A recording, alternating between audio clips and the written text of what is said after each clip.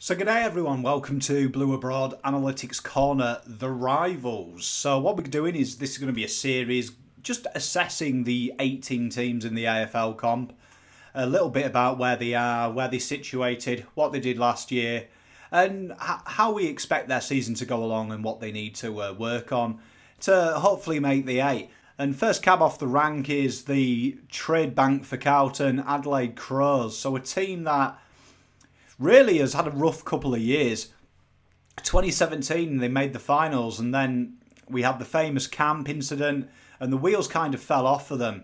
And with the new coach coming in, Nix, and a clear out of Deadwood in the back room and of the playing list, they did the bold move of moving on 700 games worth of experience in the players. So it certainly presents a dawn of a new era for the Crows. They went really big in the draft and they secured some really key targets. And as we can see when we look at their ins, you know, Fisher McCasey, Harry Schoenberg, Josh Worrell, they got some really big names in there. And Billy Frampton obviously came in as an established player. And what I'd expect to see is Fisher McCasey is really an exciting player for me. And he was the standout backman in the pool this year. And he's going to be a natural replacement for someone like Cal Hartigan, who I would say at some point this season, when Fisher gets his body right, he's probably their weak link in the back line. And I think he's a modern day backman. He's the big criticism for them is it's a very archaic way that Adelaide plays. If you look at how they played last year, there was a lot of games where they were in games, but then quite easily got found out. And I think you'll see with Nix, particularly coming from where he is, you'll see a more heavy turnover based game and a very quick transition attack game, which is kind of the modern day brand. It's how other teams play. And what Josh Worrell is really intriguing for me. He plays both ends of the ground, and his huge strength is intercept marks, which is a key component of most transitional attacks nowadays. And I think he will be the future Alex Keefe, who they've lost, who I think is a big loss. What we've done there is we've looked at their potential 22. Now, this is just my opinion.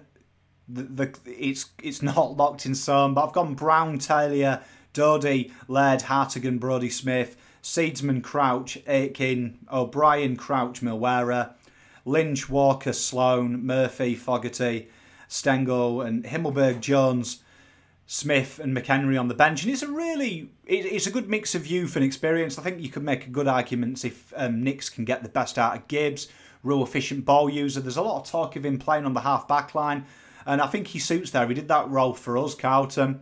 We look at last year, 11th. TPI's got them finishing 14th, and you know I've got a big issue with Champions Data and their projections. This is the second best list in the comp, which I think is a bit overzealous. I don't think it's a bad list, but I think it's very young. It's very young and it's very raw, and I think this is what you're going to see this year.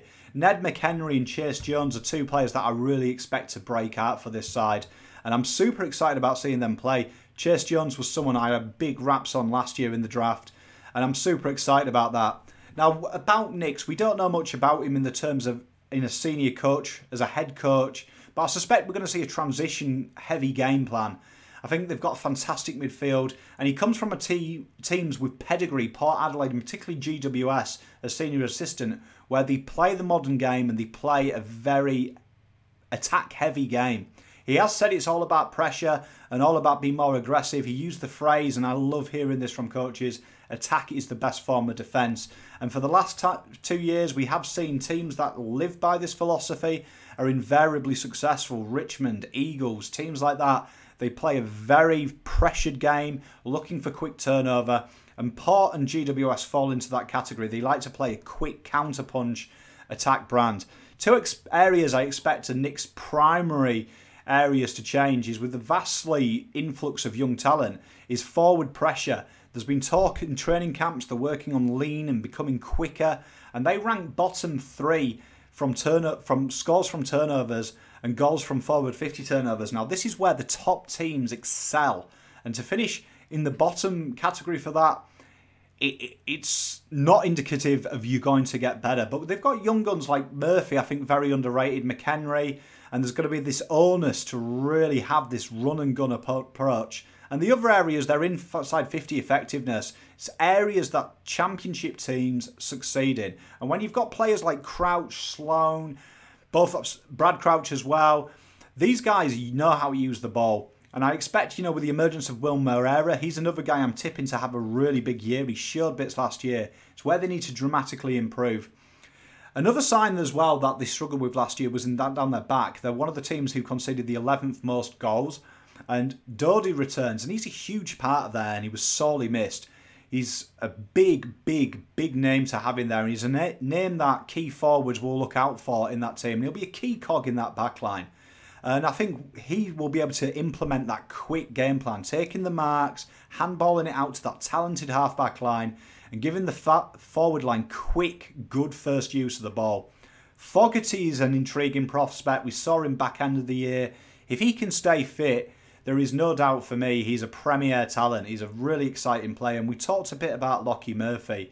He's had a better impact per game than Cam Rayner, another guy who really lights up the competition. And I think he could lighten the load with the departure of Eddie Betts. A big loss for Adelaide.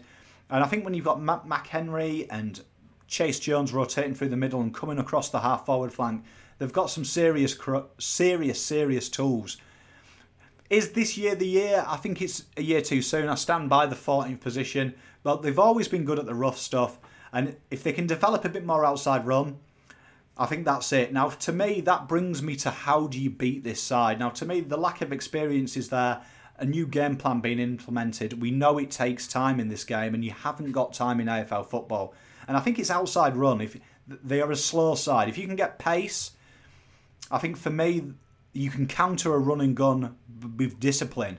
And it doesn't pay off. And we know that, say, if we look at Carlton, if you can try and make it dirty and look for that outside run against Adelaide, I think you'll be successful. You look to hit them hard, quick ball, that transitional defence, will it be able to get back in time?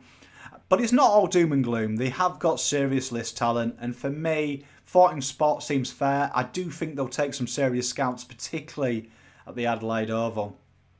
They won't make the 8, I'm pretty sure of that.